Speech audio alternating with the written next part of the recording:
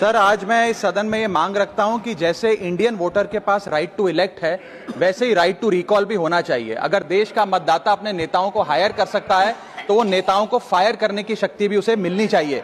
Sir, right to recall is a mechanism that empowers the voters to de elect a neta representative before the tenure ends if he fails to discharge his or her duty. Sir, हम MP MLA चुनते हैं, उसके बाद अगर वो काम ना करे, अपने वादे भूल जाए, जनता से दूर हो जाए, तो 5 साल तक इंतजार करने के अलावा जनता के पास कोई ताकत नहीं है। कोई इंटरिम प्रोविजन नहीं, कोई अकाउंटेबिलिटी नहीं, कोई परफॉर्मेंस रिव्यू नहीं, कोई करेक्टिव ऑप्शन नहीं। चुनाव से पहले नेता जनता के पीछे और चुनाव के बाद जनता नेता के पीछे। और सर, 5 साल is too long a period in this day and age. अगर एक गलत फैसला गलत नेता को चुनने का लिया तो लाखों लोगों का भविष्य अंधकार में जाता है और पूरा क्षेत्र पीछे जाता है। Sir, we can trust our voters to elect. हमें अपने मतदाता पे विश्वास करना चाहिए कि वो अपनी गलती बदल भी सके राइट टू रिकॉल की ताकत से।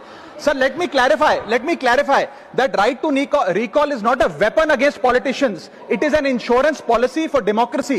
और भारत के संविधान में जब आप राष्ट्रपति को इंपीच कर सकते हैं टेन्योर के दौरान, उपराष्ट्रपति को हटाने का प्रावधान है, जजों को इंपीच करने के लिए प्रोसेस लेट डाउन है, यहां तक कि रूलिंग गवर्नमेंट के खिलाफ नो कॉन्फिडेंस मोशन लाकर आप सरकार बर्खास्त कर सकते हैं। तो एमपी एमएलए अगर आपका नॉन परफॉर्मिंग है तो उसको हटाने के लिए क्यों नहीं राइट टू रिकॉल मतदाता को देना चाहिए। दुनिया की 24 से ज्यादा डेमोक्रेसीज में राइट टू रिकॉल का मैकेनिज्म लागू है, जिसमें यूएस, कनाडा, स्विट्जरलैंड जैसे देश है। मैं आपको उदाहरण देता हूं सर, कैलिफोर्निया में एक गवर्नर क्रिस डेविस नाम के नेता 2002 में चुने गए।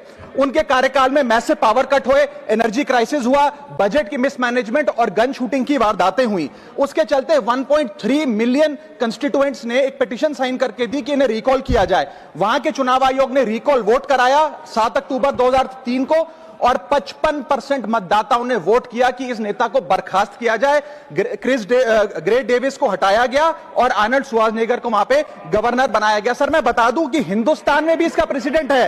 कर्नाटक, मध्य प्रदेश, महाराष्ट्र और राजस्थान में रिकॉल मैकेनिज्म ग्राम पंचायत के स्तर पे लागू है और ग्राम सभा के लोग मतदाता वोट करके उन्हें वापस बुला सकते हैं। सर, लेकिन इसका मिसयूज ना हो इसलिए हमें सेफगार्ड्स भी बनाने पड़ेंगे। एक थ्रेशोल्ड रखना चाहिए कि 35 से 40% मतदाता अगर साइन कर दे तभी राइट टू रिकॉल वोट करवाया जाए।